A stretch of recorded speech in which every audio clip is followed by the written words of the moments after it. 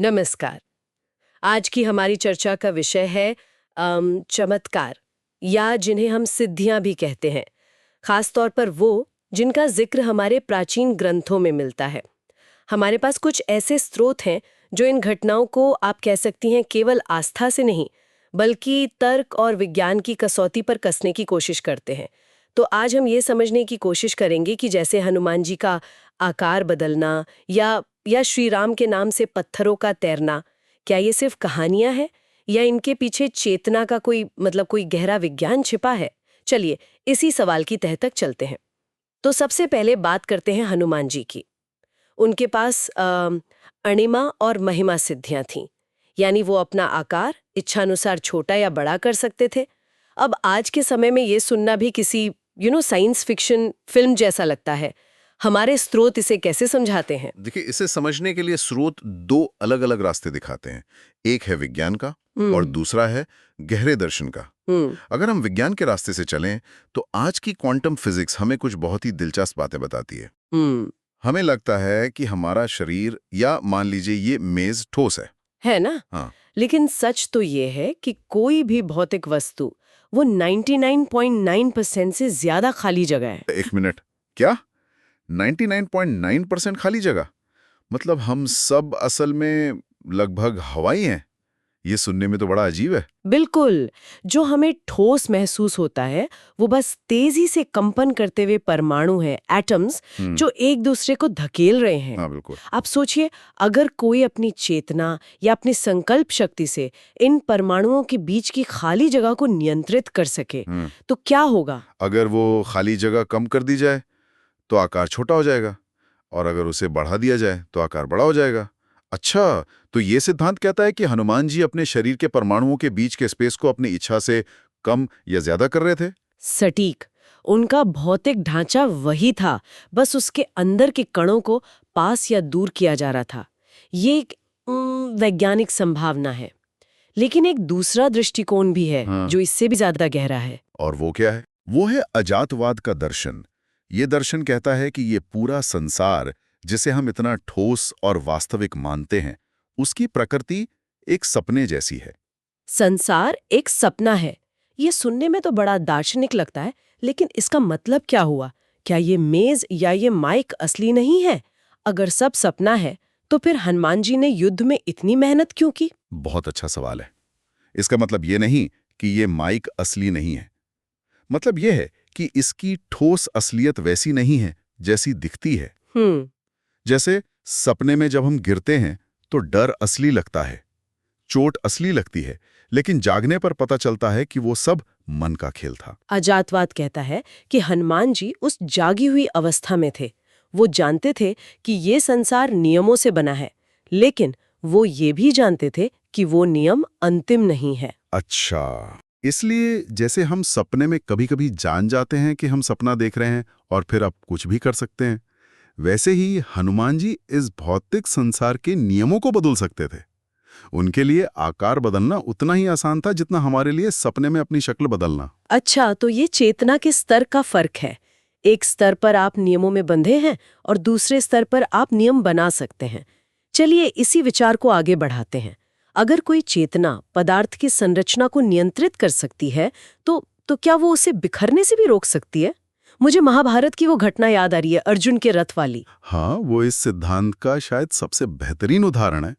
कहानी ये है कि युद्ध के अंत में जैसे ही हनुमान जी, जो ध्वज के रूप में रथ पर विराजमान थे, जैसे ही वो रथ से उतरे, पूरा रथ भस्म हो गया। ओहो। तब कृष्ण ने बताया कि कर्ण के दिव्यास्त्रों के प्रहार से रथ तो कब का नष्ट हो चुका था। उसे तो बस हनुमान जी की शक्ति ने एक साथ बांध कर रखा हुआ था। पर यह कैसे मुमकिन है? जो चीज नष्ट हो चुकी है वो दिख कैसे सकती है? इसे समझने के लिए फ्रीक्वेंसी या कंपन के सिद्धांत को समझना होगा। इसे ऐसे समझिए, जैसे एक कांच का ग्लास है। अगर कोई गायक एक बिल्कुल सही सुर, यानी सही फ्रीक्वेंसी पकड़ ले, तो वो अपनी आवाज की ऊर्जा से उस ग्लास को तोड़ सकता है। हाँ, ये तो मैंने सुना है।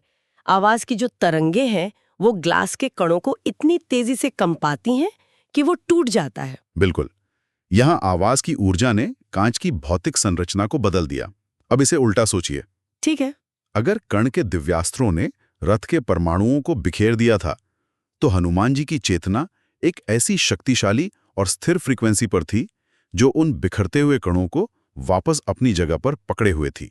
मतलब हनुमान जी की उपस्थिति एक तरह के फोर्स फील्ड या एक एनर्जी ग्लू की तरह काम कर रही थी, जो टूटे हुए टुकड़ों को जोड़ के रखे हुए थी। आप इसे एक होल्ड स्टेट कह सकती हैं। ये एक सस्पेंडेड मैटर या कह लीजिए वर्चुअल रियलिटी जैसा था। अच्छा। रथ भौतिक रूप से नष्ट हो चुका था, लेकिन हनुमान जी की ऊर्जा उसे भौतिक रूप में दिखने पर मजबूर कर रही थी।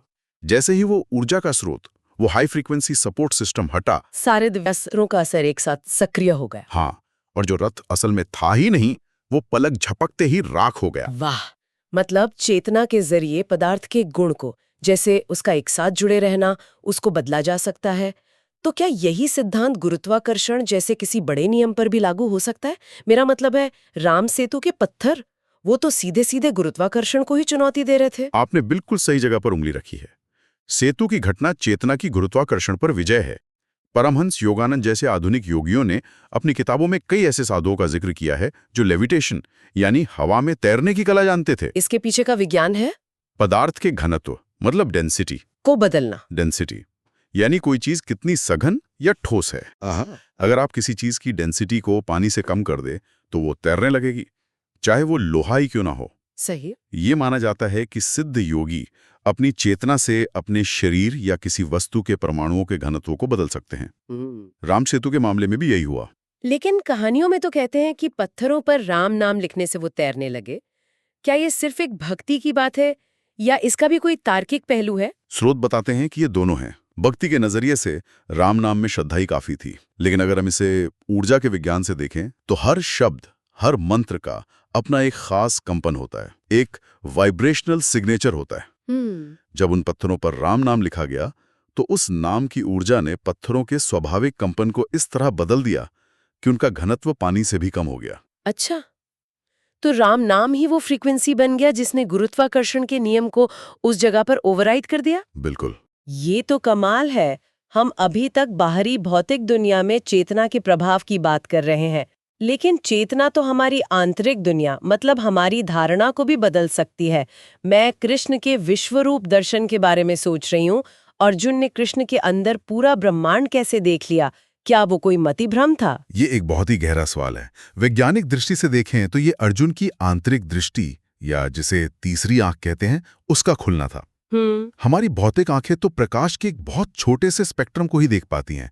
हम एक्सरे या इंफ्रारेड नहीं देख सकते, लेकिन वो मौजूद हैं। तो आप कह रहे हैं कि कृष्ण ने अर्जुन को एक नया सेंसर दे दिया जिससे वो उन आयामों को देख सका जो आमतौर पर अदृश्य हैं। बिल्कुल। कृष्ण ने अर्जुन की सीमित इंद्रियों के पर्दे को हटाकर उसे एक कॉस्मिक विजन दिया।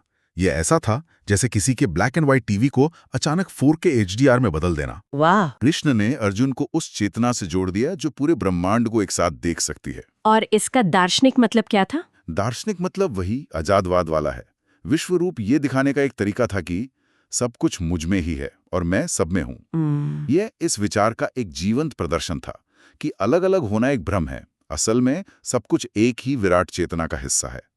अर्जुन उस क्षण में एक को अनेक में और अनेक को एक में देख रहा था। तो इन सब बातों का सार क्या निकलता है?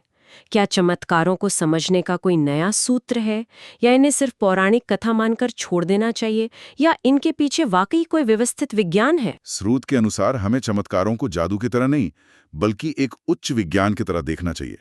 एक ऐसा विज्ञान जिसे हम अभी पूरी तरह समझ नहीं पाए। एक बहुत अच्छी उपमा दी गई है कि ये सृष्टि एक फिल्म की तरह है जो एक प्रोजेक्टर से चल रही है। हम सब उस फिल्म के किरदार हैं जो कहानी के नियमों में बंधे हैं। और राम और कृष्ण जैसे अवतार वो इस सृष्टि प्रोजेक्टर के ऑपरेटर हैं, वो फिल्म के किरदार नहीं हैं। जैसे प्रोजेक्टर चलाने वाला फिल्म की रील बदल सकता है, उसे रोक सकता है या सीन को आगे पीछे कर सकता है, वैसे ही ये अवतार सृष्टि के नियमों को संचालित करते हैं, उनसे बंधे नहीं होते। ये बात तो समझ में आती है। 100 साल पहले किसी से हजारों मील दूर स्क्रीन पर बात करना एक चमत्कार लगता, आज वो एक जूम कॉल है। तो शायद ये सिद्धियां भी चेतना की एक ऐसी तकनीक हैं जिसे हम अभी तक डिकोड नहीं कर पाए हैं। बिल्कुल। इन चमत्कारों का उद्देश्य अपनी शक्ति का प्रदर्शन करना नहीं था। उनका उद्देश्य हमें ये याद दिलाना था कि ये संसार उतना ठोस और अपरिवर्तनीय नहीं है जितना लगता है। ये ईश्वर का एक विचार है, एक संकल्प है, जिसे बदला जा सकता है। इस विचार को समझने के लिए अहिल्या का उदाहरण मुझे बहुत सटीक लगता है। ये किसी शक्ति प्रदर्शन का नहीं, बल्कि एक गहरी करुणा का चमत्कार है। राम के स्पर्श से पत्थर बनी अहिल्या का वापस स्त्री बन जाना, ये कैसे हुआ? ये एनर्जी ट्रांसफर का एक अद्भुत उदाहरण है। पहले ये समझना होगा कि आध्यात्मिक विज्ञान के अनुसार पत्थर क्या है। पत्थर वो चेतना है जो पूरी तरह जड़ या सुप्त हो चुकी है, जहां कंपन या वाइब्रेशन न्यूनतम है। अहिल्या का पत्थर बनना सिर्फ एक श्राप की कहानी नहीं, बल्कि एक मानसिक और आत्मिक अवस्था है। आप कहना चाहते हैं कि कोई इंसान जीते जी भी पत्थर बन सकता है? हाँ, जब कोई इंसान गहरे अपराध बोध, दुख या सदमे में होता है, तो वो भावनात्मक रूप से शून्य हो जाता है। उसे कुछ महसूस नहीं होता। सही। आज के समय में डिप्रेशन से गुजर रहे लोग अक्सर यही कहते हैं, I feel num like a stone. वो जीवित हैं, पर उनके अंदर की चेतना जड़ हो चुकी है। अहिल्या उसी अवस्था का प्रतीक है। और फिर राम का स्पर्श होता है। हाँ। राम उच्चतम, सबसे जीवंत फ्रीक्वेंसी के प्रतीक हैं, और वो पत्थर निम्नतम फ्रीक्वेंसी पर। जैसे ही राम के चरण का स्पर्श उस पत्थर से हुआ, एक क्वांटम जंप हुआ। Quantum jump? हाँ, एक सिद्ध पुरुष के शरीर का हर कण अनंत ऊर्जा से भरा होता है। उस स्पर्श ने पत्थर के भीतर सोई हुई चेतना को एक शॉक दिया, उसे वापस जागृत कर दिया, उसकी फ्रीक्वेंसी को निम्नतम से उच्चतम स्तर पर ले आया, और वो जड़ अवस्था फिर से चैतन्य हो गई। ये तो सीधे सीधे आज के जीवन से जुड़ता है। मतलब अहिल्या का उद्धार ये दिखाता है कि कैसे सही ज्ञान, सही ऊर्जा या किसी गुरु का एक स्पर्श हमारे सोए हुए पत्थर जैसे अस्तित्व को फिर से जीवित कर सकता है। बिल्कुल। इसी संदर्भ में राम नाम जैसे मंत्र को भी समझा जा सकता है। ये एक ऐसा ध्वनि कंपन है जो हमारे मस्तिष्क के न्यूरॉन्स की फ्रीक्वेंसी को बदल सकता है। ये जड़ता यानी आलस्य और निराशा को खत्म करके हमारे अंदर रचनात्मकता और जीवन ऊर्जा को जन्म देता है। ये हमारे अंदर की अहिल्या को जगाने का एक तरीका है। तो आज की इस पूरी चर्चा का सार यही है कि चमत्कार चेतना की स्वतंत्रता है। राम, कृष्ण और हनुमान की ये घटनाएं हमें सिखाती हैं कि हम भौतिक जगत की सीमाओं में बंधे नहीं हैं, जैसा हम सोचते हैं। अगर हम अपनी आंतरिक ऊर्जा को साध लें और इस संसार की स्वप्न जैसी प्रकृति को समझ लें, तो हम भी उस स्वतंत्रता का अनुभव कर सकते हैं। और अंत में एक विचार, सबसे बड़ा चमत्कार बाहर नहीं होता, किसी पत्थर को तैराना या आकार बदलना नहीं। सबसे बड़ा चमत्कार तब होता है जब हमारा कोई जड़ विचार, कोई पुरानी मान्यता जो हमें पत्थर बनाए हुए हैं, वो एक जीवंत बोध में बदल जाता है। यदि राम का नाम पत्थरों को तैरा सकता है और एक पत्थर बन चुकी चेतना को मुक्त कर सकता है, तो ये हमारे जीवन की समस्याओं और मानसिक जड़ता के साथ क्या कुछ नहीं कर सकता। इसी विचार के साथ हम आज की ये गहन चर्चा समाप्त करते हैं। हमारी अगली चर्चा का विषय होगा नींद।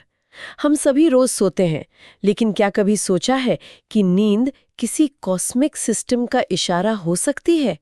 अगली बार इसी पर बात करेंगे। नमस्कार।